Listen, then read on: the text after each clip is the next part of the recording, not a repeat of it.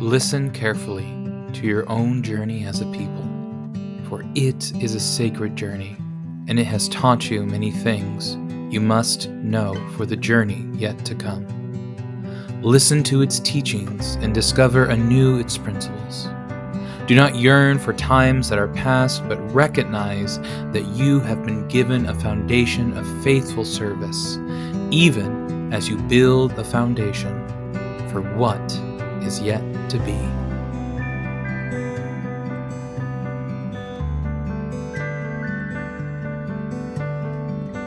Hello, my friends. It is wonderful to be with you here today. I'm speaking to you from the Community of Christ Meditation Chapel at International Headquarters at the Temple in Independence, Missouri.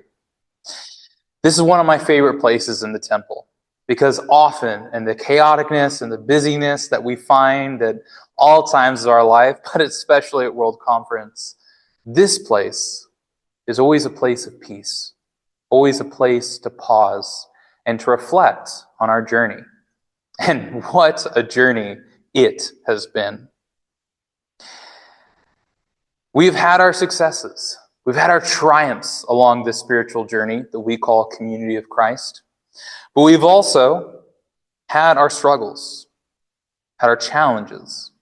We've stumbled along the way. To me, this is the beauty and the power of our church's history and of our sacred journey and story. In my life, I have had the great privilege of visiting many different campgrounds and historical places of the Restoration movement. Each has been unique and beautiful and extremely meaningful to me. But it has also taken me some time to truly fall in love with our church's history. You see, when I was young, our history was not a sacred story to me, but rather a story with the intent to point within itself. That those who came before us were so good and so holy, and they did such good and holy work, that therefore our church was good and holy. But you see, my friends, the thing is, while this version of history makes things simple, makes things clean and cut, makes it easy to share, it also makes us feel good about ourselves, but it can also do great harm. It leaves out the humanity about those who came before us. It leaves out the struggle, the pain of those who dared to say yes to God's invitation of ministry and of mission. Put simply, it removes the human element from our story. I want to be clear, very clear. I love our story. I believe that the story of Joseph's experience in the grove is a powerful reminder of what can happen when we open ourselves to God's continuing revelation. I believe in the power of the story of Wally B. Smith having the prophetic vision to build this temple as an example of having prophetic imagination, not just for the current time, but for the future. I believe and love the story of Marietta Walker that shows us the value of education is both truly a secular imagination and power, but also one that is deeply spiritual. They made mistakes, though. And these figures and others you might be thinking of when you think of that call of our church history were human. It is good for us to remember them. It is good for us to thank them. It is good for us to take a step back and recognize all the work that surrounds us, all the testimony and ministry that it provides. But we must remember we cannot place them above anyone. That it is only God that we should worship and praise. So then where does our sacred story fit? How do we find our way? My friends, I lift before you these sacred words. Again, you are reminded that this community was divinely called into being.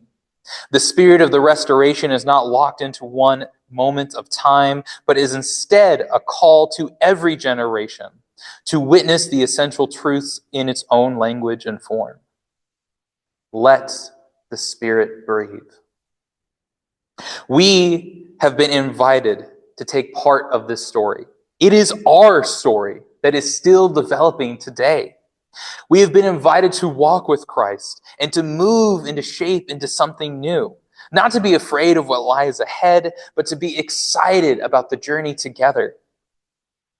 My prayer for you this day is to know that the spirit of the restoration is in each one of us.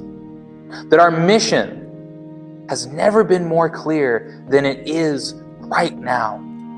That we are called to create the kingdom of God, what we consider and know as Zion, to invite all to the teachings of Christ, to challenge those voices that would divide us, and instead to unite, not under one flag or one country or one nation, but to unite in that universal love, to not yearn for times that have passed, to not just show our local communities, but the world the good news that our God, our Creator, has not left us, that our God and our Creator is with us, and that our God and our Creator has come to us through Jesus Christ to teach us how to love one another. My friends, I say again, do not be afraid. Do not yearn for times that have passed, but look toward the future with hope, knowing that while Good Friday reminds us that our time on this world is often so short, the message of Easter teaches us that we go past death, that our sacred story spans not just to the 1800s in the United States, but is part of all human creation that is before us and that is in front of us. My friends of the Restoration, know that you are a good and sacred people. Know that as we struggle together, we continue to become that most sacred call of community of Christ. And while it's easy, so easy to come together when we celebrate at things like World Conference, we must also know that when we are divided by those voices, those who are in power, it is up to a few small, vibrant witnesses to say, God's love does not stop at a border, does not stop at a language, but that God's love is truly universal. Blessings to you, my friends, and we'll see you on the journey.